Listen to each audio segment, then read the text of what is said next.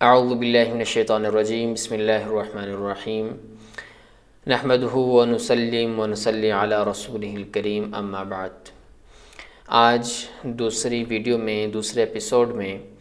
ہم قرآن مجید کی سورۃ النبأ جو 30ویں پارے کی پہلی سورت ہے اس کو شروع کر رہے ہیں۔ فرسٹ ویڈیو میں فرسٹ لیکچر میں آپ نے تفسیر کے مبادیات دیکھے اور آج سے انشاءاللہ سورۃ النبأ سٹارٹ کریں گے۔ اعوذ باللہ من الشیطان الرجیم بسم اللہ الرحمن الرحیم عما يتساءلون عن النبأ العظیم الذی هم فیہ مختلفون کلا سیعلمون ثم کلا سیعلمون۔ یہ سورۃ النبأ کی ابتدائی میں نے 5 آیات تلاوت کی ہیں۔ سورۃ النبأ یہ مکی ہے۔ سورۃ النبأ مکی ہے تو مکی کے بارے میں نے آپ کو بتایا تھا کہ یہ جب ہجرت مدینہ سے پہلے یہ سورت نازل ہوئی تھی، اور اس سورت کے 2 رکوع ہیں اور 40 آیات ہیں۔ بسم اللہ الرحمن الرحیم کا ترجمہ کرتے ہیں۔ شروع کرتا ہوں اللہ کے نام سے جو بہت مہربان نہایت رحم والا ہے۔ عما یتساءلون، کس چیز کے بارے میں وہ سوال کرتے ہیں۔ عن النبأ العظیم، اس بڑی خبر کے بارے میں۔ الذی هم فیہ مختلفون، جس میں وہ کفار مکہ اختلاف کرنے والے ہیں۔ کلا سیعلمون، ہرگز نہیں، عن قریب وہ جان لیں گے۔ ثم کلا سیعلمون، پھر ہرگز نہیں، عن قریب وہ جان لیں گے۔ ان چند آیات کا ترجمہ آپ کے سامنے آ چکا۔ باقی اس سورت کے کتنے نام ہیں اس کے بارے میں بھی ڈسکس کرتے ہیں۔ یہ سورۃ النبأ ہے، اس کا مشہور نام تو سورۃ النبأ ہی ہے۔ باقی اس کو سورۃ التساؤل بھی کہتے ہیں اور سورہ عما یتساءلون بھی کہتے ہیں۔ بسم اللہ الرحمن الرحیم جو آپ نے آیت سنی ہے، آپ ہر سورت کے سٹارٹ میں بھی دیکھتے ہیں، یہ ایک آیت واحد ایسی آیت ہے کہ جو ہر سورت کے شروع میں ہے، اور اس آیت کے چند فضائل بھی ہیں جن کا جان لینا ضروری بھی ہے، اور اس آیت کو تسمیہ بھی کہا جاتا ہے۔ جب بھی حضور صلی اللہ علیہ وسلم پر کوئی سورت نازل ہوتی تو سب سے پہلے یہ تسمیہ بسم اللہ والی آیت نازل ہوتی، جس سے آپ کو معلوم ہو جاتا کہ پہلی سورت ختم ہو گئی ہے اور اب دوسری سورت شروع ہو چکی ہے۔ آپ اس آیت کے فضائل کیا ہیں؟ آپ صلی اللہ علیہ وسلم پر جب یہ آیت نازل ہوئی تو فرمایا، مجھ سے قبل سلیمان علیہ السلام کے علاوہ کسی نبی پر یہ آیت نازل نہیں ہوئی۔ نبی اکرم صلی اللہ علیہ وسلم نے فرمایا کہ آپ جب بھی کوئی ذی شان کام شروع کریں جو شان والا ہو تو اس سے پہلے تسمیہ پڑھ لیا کریں، تاکہ وہ بے برکت نہ ہو، اس کی ابتدا برکت سے ہو جائے۔ اور اسی طرح حضرت عبداللہ بن مسعود رضی اللہ تعالیٰ عنہ فرماتے ہیں کہ جو شخص جہنم کے 19 دروغوں سے بچنا چاہتا ہے وہ بسم اللہ پڑھا کرے، کیونکہ اس کے بھی 19 حروف ہیں اور ہر حرف ایک دروغے کے سے بچائے گا، ایک حرف ایک دروغے کے مقابلے میں اور اس سے بچائے گا۔ تو ہر کام کو شروع کرنے سے پہلے بسم اللہ پڑھنے کی ہمیں ہدایت کی گئی اور تائید کی گئی کہ ہر کام کو بسم اللہ سے سٹارٹ کریں، اس لیے کہ کفار جب کوئی کام شروع کرتے تو وہ بسم اللہ والعزیٰ کہا کرتے تھے، تو اس رسم کو مٹانے کے لیے اللہ کے نام سے ابتدا کرنے کا شریعت نے ہمیں حکم دیا، اور اسی طرح رسول اللہ صلی اللہ علیہ وسلم نے خود ارشاد فرمایا، جب آپ گھر کا دروازہ بند کرو تو بسم اللہ کہو، کھولو تو بسم اللہ کہو، لائٹ اس وقت تو چراغ ہوا کرتے تھے، چراغ جلاؤ تو بسم اللہ کہو، چراغ کو بجھانا چاہو تو اس وقت بھی بسم اللہ کہو۔ جیسے کہ آج کل چراغ کے بدلے میں لائٹیں آ چکی ہیں، تو مطلب لائٹ آن کرتے ہوئے، آف کرتے ہوئے، مطلب کہنے کے کہ جو بھی آپ کام کریں، پانی پینے سے پہلے، کھانا کھانے سے پہلے، اور کسی چیز کو اٹھانے سے پہلے، ہر کام شروع کرنے سے پہلے بسم اللہ کہیں۔ وضو کرتے وقت وہ ایک یوٹیوبر ہیں مبشر صدیق، جو کچن کے متعلق ویڈیوز بناتے ہیں، ایک مرتبہ ان کی ویڈیو جب سامنے آئیں تو بڑا اچھا لگا ان کو دیکھتے ہوئے کہ جب بھی جو بھی وہ کام کرتے ہیں، ہر کام سے پہلے بسم اللہ پڑھتے ہیں۔ سبزی کاٹ رہے ہیں تو بسم اللہ پڑھ رہے ہیں۔ خواتین کے بارے میں بھی اس میں سبق ہے کہ جب بھی وہ اس میں گھر میں کھانا پکاتی ہیں، بناتی ہیں، سبزی وغیرہ کاٹتی ہیں، تو ان کو بھی بسم اللہ پڑھنی چاہیے، تاکہ ایک تو وہ اس کھانے میں بھی نورانیت آ جاتی ہے، برکت ہو جاتی ہے۔ برکت کا معنی یہ ہوتا ہے کہ کم چیز زیادہ پر پوری ہو جائے۔ اگر وہ کھانا پکا رہی ہیں تو اس میں کھانا پکانے سے کیا ہوگا کہ اللہ تعالیٰ کا نام جب آپ لیں گے تو اللہ اس میں برکت ڈال دیں گے، تو اگرچہ وہ اس کھانے کے اندر ذائقہ بھی آ جائے گا اور برکت بھی آ جائے گی، چاہے آپ اس کو آزما بھی لیجیے۔ تو میں ان کی بات کر رہا تھا، وہ جب بھی کوئی کام کرتے ہیں تو بسم اللہ کرتے، بہت اچھا لگتا ہے ایسی کام جو بھی کرتا ہے دیکھتا ہے، ہمیں خود بہت پسند ہے اس کے اس طریقے سے ویڈیوز بنانا۔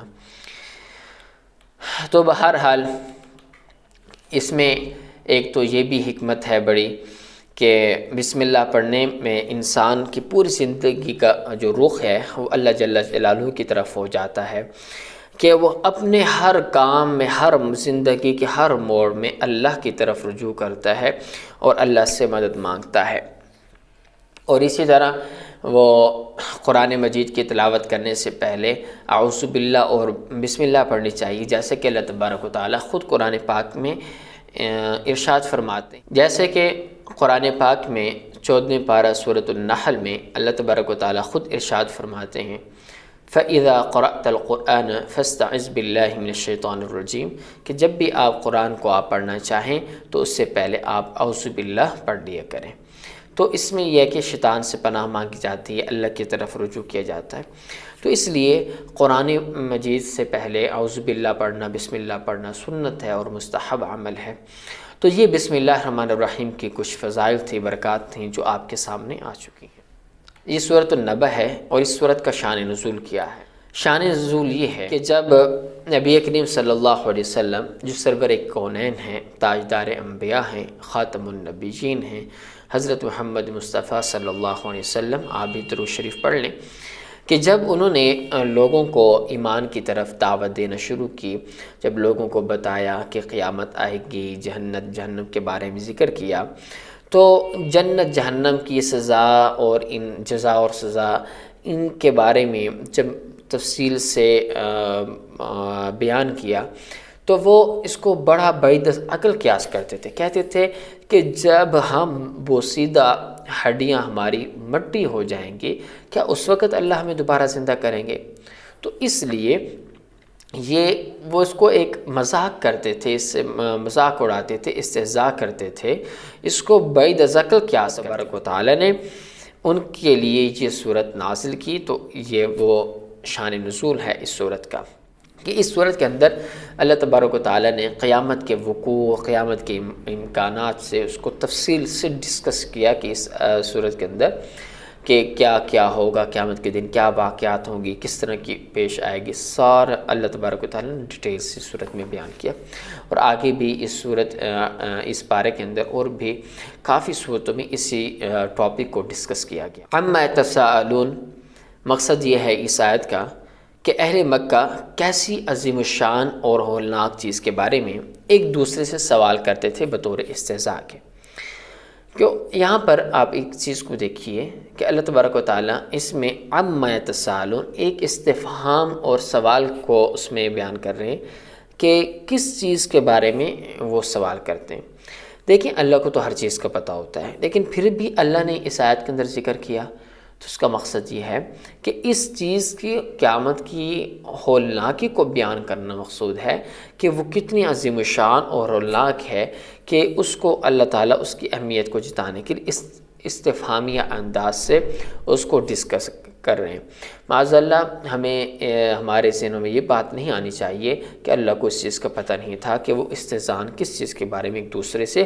سوالات کرتے تھے۔ جب آج کل بھی ہمارے معاشرے میں ہوتا ہے کہ جب بھی کوئی بات بتا دیں تو کیا کرتے ہیں، مجمع میں ایک دوسرے سے ڈسکس کرنے لگ جاتے ہیں، محفلیں لگ جاتی ہیں، کبھی کسی سے اور بھئی ہم نے ایک دوسرے سے سوال کرتے ہو بھائی اچھا یہ بڑی عجیب بات ہو گئی، یہ اس نے بڑی عجیب بات کی، ہمیں تو سمجھ بھی نہیں آ رہی۔ آپ بھی دیکھتے ہو کہ ہمارے معاشرے میں اسی طرح ہوتا ہے۔ تو اسی طرح وہ جب آپ صلی اللہ علیہ وسلم نے جب ان کو یہ ساری چیزیں بتائیں تو اس طرح بڑی اس کے بارے میں عجیب و غریب اس میں ذکر کرنے لگ گئے تھے۔ تو اللہ تبارک و تعالیٰ نے اس لیے یہ اس میں ارشاد ایسے فرمایا کہ عما یتساءلون کہ کس چیز کے بارے میں سوال کرتے ہیں، عن النبأ العظیم اس بڑی خبر کے بارے میں۔ اب وہ بڑی خبر کون سی ہے، عن النبأ العظیم بڑی، یقیناً اس سے مراد قیامت ہی ہے، قیامت کا واقع ہونا ایک بہت بڑی خبر ہے کہ آج اگر کسی کو نہیں پتہ تو اس کے بارے میں اس کے سامنے ڈسکس کریں، وہ بھی کہے کہ یار یہ عجیب بات ہے۔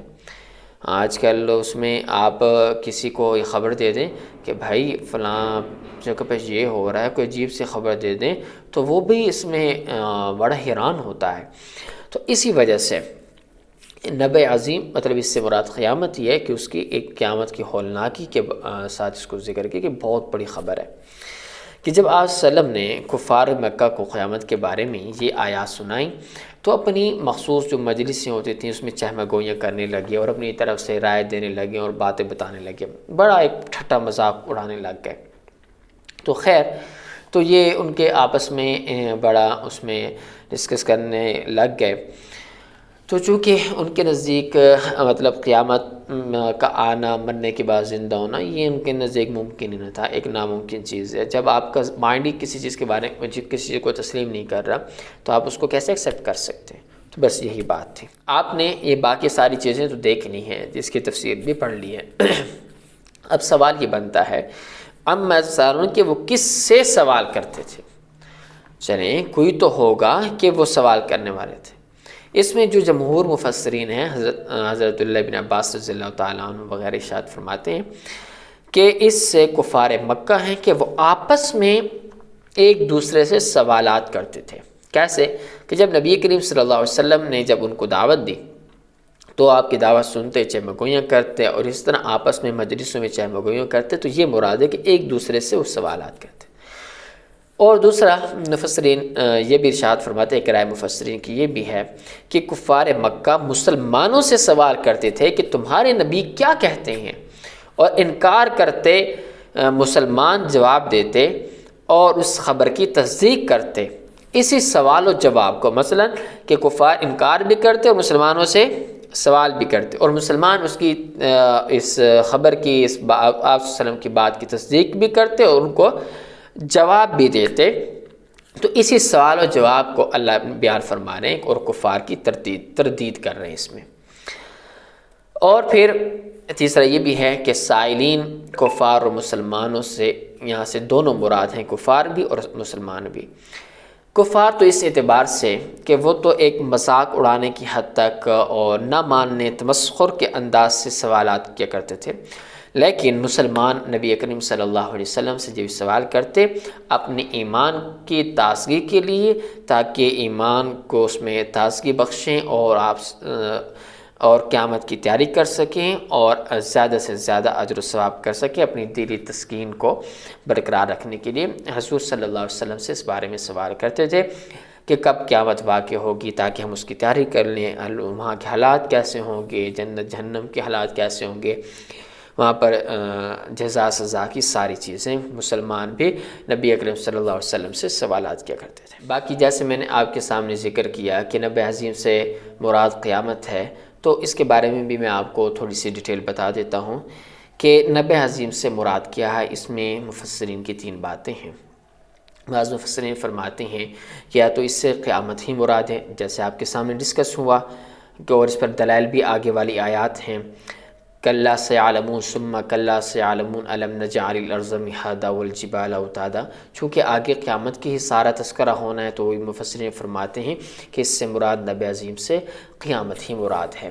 اور بعض مفسرین فرماتے ہیں کہ اس میں قرآن مجید مراد ہے۔ اس سے کیوں؟ کہ اس لیے کہ قرآن مجید بھی ایک عظیم الشان خبر تھی، اور وہ کفار اس میں اختلاف کرتے تھے کہ بھی جادو ہے، ساحر ہے، کسی کاہن کی کتاب ہے،